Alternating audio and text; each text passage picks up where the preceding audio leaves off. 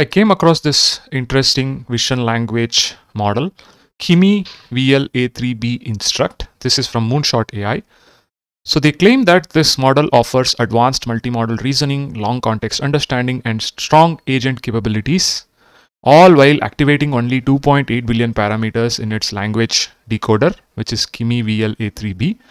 And they say that in their comparative evaluations, it effectively competes with cutting-edge efficient VLMs such as GPT-4o Mini, Qwen 2.5 VL7B, Gemma 312B instruction tune model, while surpassing GPT-4o in several specialized domains.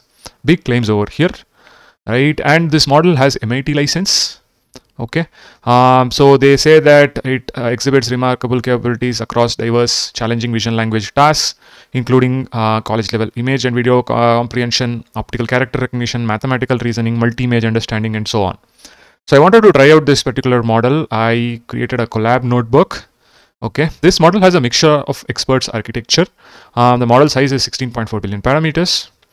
So I went ahead and created a Colab notebook and I tried out a few use cases, which we'll discuss now. Okay, this model would require at least an A100. Okay, because when the model is loaded in memory, it takes close to 30 GB of memory. To run this model, you at least require a A100 with 40 GB GPU. And I had to install specific libraries like tick token and blob file, without which there was an error throwing up. You can import this model like this. Right, the model path is this. You can use Hugging Face auto model for causal element auto processor from Hugging Face transformers. So this is how you instantiate the model over here. Okay, so once the model is instantiated, as I said, it takes close to 30 GB of memory of VRAM. Okay, then I started trying out various use cases. Okay, so the first use case which I tried out was this one. So this is an image of a flat tire, right? So I've uploaded these images over here in my Colab notebook. And another thing to note over here is that you need to provide an Hugging Face access token, for you to actually run this particular model. It will ask for the access token and you need to grant access. Okay. So first I wanted to try out this particular image and I said, this is the way to do it. You have to create messages over here where you are putting the image path. And this is the text where you are putting your question, like what is wrong here and how to rectify it. Think step by step. Okay. And you have to apply chat template to this particular messages. And then you get the inputs by using the processor. And then you pass the inputs to the model to generate IDs. And then you can decode these IDs. Okay. So that is what is happening over here. So this was the output which was generated. The issue here is that the tire is flat. To rectify this, follow these steps. Find a safe location, pull over, turn on hazard lights, assess the situation, gather necessary tools. Okay. Change the tire if applicable. If you have necessary tools, follow the instruction in your vehicle owner's manual and do it. Okay. So it has understood that image properly, and it says if you are replacing with the spare tire, drive carefully because they are not designed for long-term use.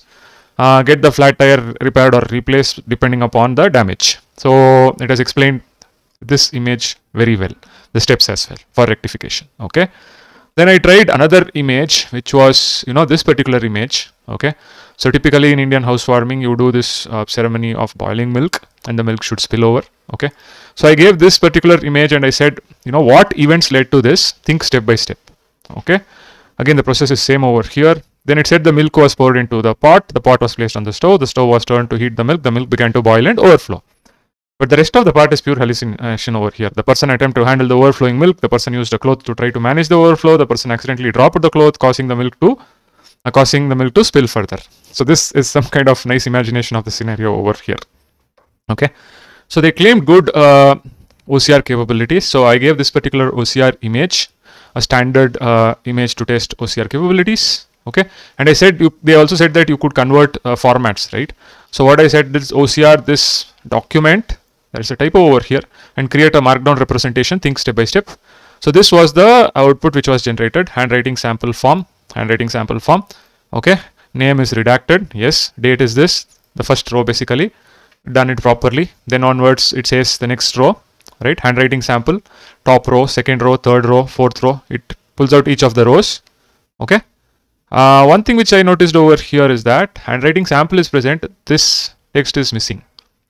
Okay, it starts pulling these numbers and other things, and it starts giving this, but this line is not actually captured properly. It may converts it into handwriting sample over here. Okay, the third row, fifth row, and so on, and then it goes to the bottom row, this one. Okay, and then it says please print the following text in the box below. So it says text to be handwritten. Okay, we the people of, so it pulls that part properly, and it does a proper OCR of that part. Okay, the handwritten text detection. So it is capable of doing OCRs, right? So when you do a couple of runs like this, what will happen is that your GPU memory will go to its peak. Some 38 GB will get used. So when you are doing these kind of things, what you need to do is that you need to just run this code to clear the GPU memory. You just want the model to be loaded, but whatever GPU which was used for this generation should be cleared. So you can just run this code and it will actually clear your GPU memory over here. Okay, so that's what happens.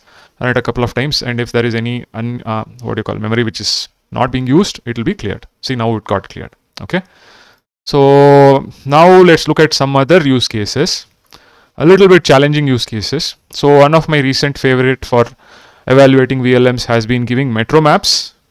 Okay, and then identifying whether the VLM can identify a travel route through the metro. So I tried this with Gemini 2.5 Pro and it gave very good results. So I again gave the Bangalore metro map over here, and I said I wanted to travel from Pina to Whitefield. So there is an interchange over here. This is a slightly tougher reasoning problem. Okay, so it says aboard the metro station train at Pina station, travel on the green line. Up to that point it is correct, but then it says transfer at Kingeri. Kingeri is somewhere over here. It goes for a toss. Okay, even though Whitefield is on this particular line, you need to just do a changeover over here. So it's not able to do this properly. It kind of does a total mess over here. So for the simpler use case of this Bangalore metro, it's not working. So obviously it's not going to work for this complex Delhi metro case. So I tried that as well. I said again, traveling from Tekrikalan over here to Faridabad over here. So which has been my favorite use case. So over here also it kind of messes up. It's giving totally messed up results over here. Okay, so this is a challenging problem. So then I wanted to try another problem whereby I gave this particular medicine label. So this is ampicillin, which is also a derivative in the penicillin family. So I said, I have an allergy to penicillin. Can I take this medicine? Think step by step. And I gave that image. So it says to determine if this thing understand the allergy or allergic to penicillin, this means your immune system reacts negatively to penicillin. Check the medicine. Ampicillin is a type of medicine. So consult a healthcare professional, consider alternatives, read the label. The label on the vial clearly states that ampicillin is a penicillin. So let's go to this thing. So I don't see any mention of penicillin over here. So this is some kind of hallucination. Okay, the label doesn't tell that. Right, but yeah, in summary, given your allergy to penicillin, it's not advisable to take ampicillin. The final result is fine. Okay, but in the steps you see some kind of hallucination in their reasoning.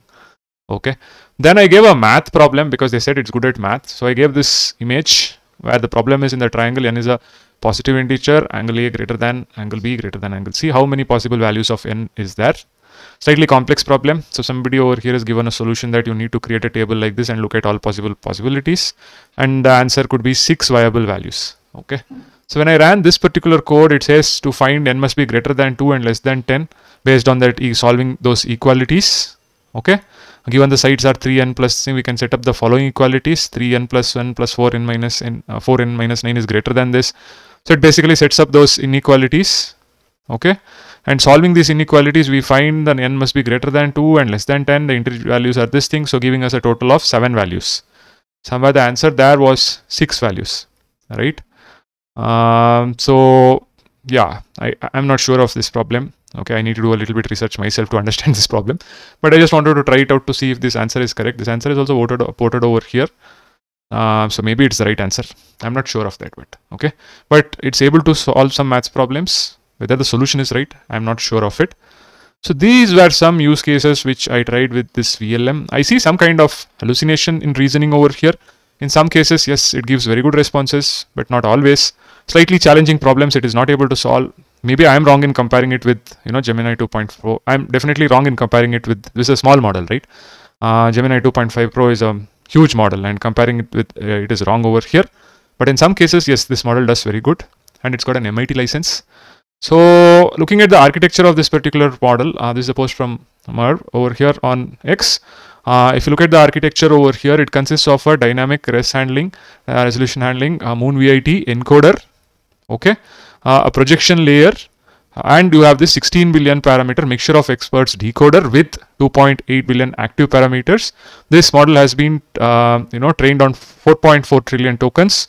So this moonVIT encoder can take a long video as input, it can take small images, it can take images as input, it can take fine-grained images also as input. Okay, and here you have your text also, right? And this is your mixture of experts decoder, language decoder. Okay, and what they say over here is that what Merv says, this particular model can also has agentic capabilities. So can you enable the do not track feature in Chrome to enhance my online privacy? Given this screenshot, it goes about telling how to do it, right? It can do OCR. We saw an example of OCR as well. It can render text into different forms, basically OCR as well, right? So this model is good, but I am kind of getting mixed performance over here. So always when there are claims like surpassing GPT-4o and other things, it's better to test on your data set to see if it works for your use cases, right? Benchmarks are there, but don't go by benchmarks. Always try the model on your data set to see if it works, if it is useful to you, and then make use of the model for your purposes. But the good thing is that this is MIT license, so it allows you to use for commercial purposes as well. Okay, so this was a short video on Kimi-VL A3B Instruct, a new VLM, an open source VLM, open weights VLM, okay, which you can use for various visual language model tasks.